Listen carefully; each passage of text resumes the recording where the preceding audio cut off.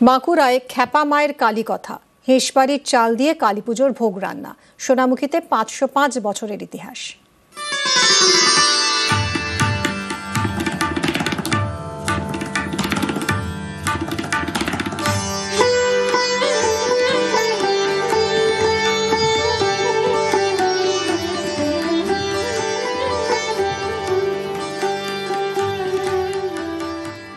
বাঁকুড়ার সোনামুখী কালী কার্তিকের শহর বলে পরিচিত।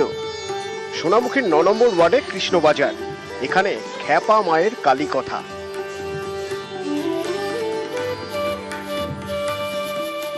একসময় কৃষ্ণবাজার ছিল জঙ্গল ঘেরা।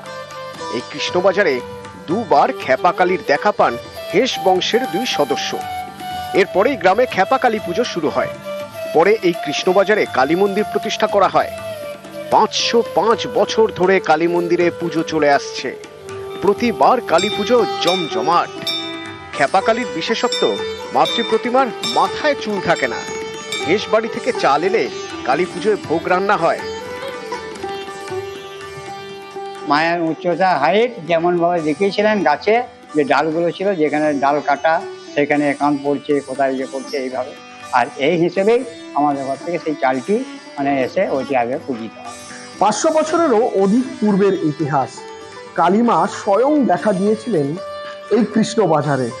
তখন মা যে রূপে দেখা দিয়েছিল সেই রূপেই মাকে পুজো করা হয়। মায়ের মাথায় থাকবে না কোনো চুল। মায়ের যে হাইট অর্থাৎ উচ্চতা রয়েছে, এই উচ্চতাতেই মা দেখা দিয়েছিলেন এইখানকার কোনো এক পূর্বপুরুষকে। মা আদেশ দিয়েছিলেন এই রূপেই তাকে যেন পুজো করা হয়। মায়ের আদেশ মেনে আজও সেই একইভাবে পুরনো ঐতিহ্য নিষ্ঠার সঙ্গে কালী মায়ের পুজো করে আসছে কৃষ্ণবাজারের এই মানুষজন। সোনামুখী থেকে দেবব্রত মণ্ডল, নিউজ 18 বাংলা।